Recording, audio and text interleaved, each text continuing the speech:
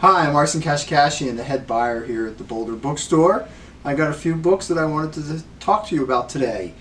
I love fiction. All three of these are fiction books. One I loved, one I thought was very intriguing, and one I'm interested in reading but haven't read it yet. It just came out. The first book, which is the book I really loved, is Travelers by Helon Habila. And I first came across him because he edited the volume Granta Book of African Short Stories. And there's just so many great stories in that book by undiscovered writers. And what I like to do is I read 3 or 4 of the stories every year, and I'm almost through it at this point. But as I went through each year, it came out in 2012 or 13, more and more of the writers had been discovered. You know, they had had novels out, they had books put out in America, and so what looked like at first glance a whole bunch of unknown writers, now when you look down the list, half of them have had fairly major novels come out. So he's got a great eye. So in this book, he is telling the story of African refugees in Europe, and he does it in such a great way because what he does is he takes a lead character, is a guy from Africa, Nigeria, who is actually getting a PhD in Virginia. And his girlfriend, or his wife actually, is an American, and she has gotten a scholarship, a fellowship in Germany. He's secure, he's safe in his position, he's not a refugee, but he starts meeting people in the African refugee community. And you see how tenuous their life is. And the way the story is told, you go from person to person, and you're not quite sure at first what the link is between the people, but then it gradually becomes clear, and it's very rewarding as you kind of figure out what these links are. The other thing he does really well is that in a society where people are marked the others, then the line between being secure and being the other might not be as firm as you think, and that's one of the things that our narrator in this book learns, and that was quite chilling.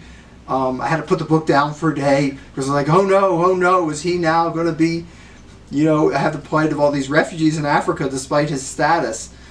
But I don't want to give it away, but he really wraps this book up in a very satisfying way.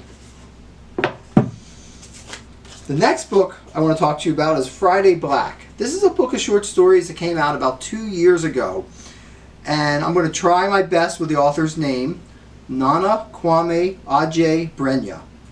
And he is an American writer, and this book really tackles racism in America, and so it felt timely in 2018, but with what's happened this year, it feels really timely.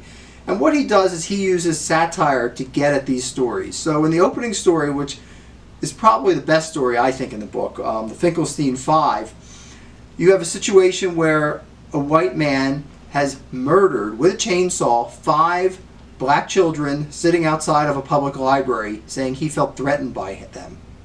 And then, of course, the court finds him innocent. And this sparks the reaction that is really at the heart of the first story. There's another story in here that I like called Zimmerland, where it's almost like a Disneyland or a theme park, an adventure park, where the narrator is an African-American guy who goes to the park every day. He gets dressed up, he wears this big, heavy suit, and he is like the black guy who loiters in the neighborhood. And the people who come to the park, they pay money to be the homeowner that says, what are you doing in my neighborhood? And then about 80% of the time, it results in him being shot by the person. And that's supposed to be great entertainment. So you can see he really uses kind of satire to examine what's happening in America. I thought the stories were a little bit uneven, but I thought the best of them are really good. It's a pretty quick read, and I think with what's going on now, he's a young writer. He won the National Book Award for 5 writers under 35 in 2018 for this book. So I think you'll see a lot more coming from him, but I do think this is worth dipping into, especially with where we are today. This is the book that's come in recently, yesterday, that's very recently, that I want to read next. It's by Hector Tobar. It's called The Last Great Road Bum. And it's based on a real-life guy. The guy's name was Joe Sanderson. Sanderson was born in Illinois. He ended up dying fighting alongside guerrilla fighters in Central America. So Tobar kind of imagines his ramblings around the world. Not completely imagining, because he has a reporter's instincts, and he has put together through some of the writings, and there's footnotes in here from the real guy, but he's thoroughly imagined this. The reason I'm interested in reading this is Tobar, you might recognize his name. He wrote the book Deep Down Dark, which was about the miners in Chile who got trapped for all those days, and it became a movie.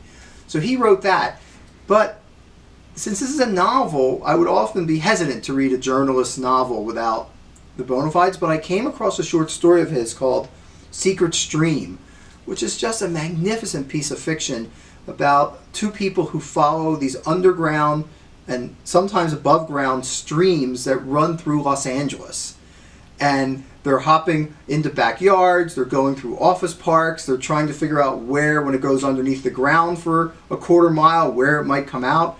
They've got old maps of Los Angeles as they do this, but it's so well written and so well done that I thought this combination of reportage that's in this book with his fictional detail and I think will be really a wonderful read. So I am definitely looking forward to this. I think he's a really great writer of both fiction and nonfiction from what I've seen. So this just came out yesterday.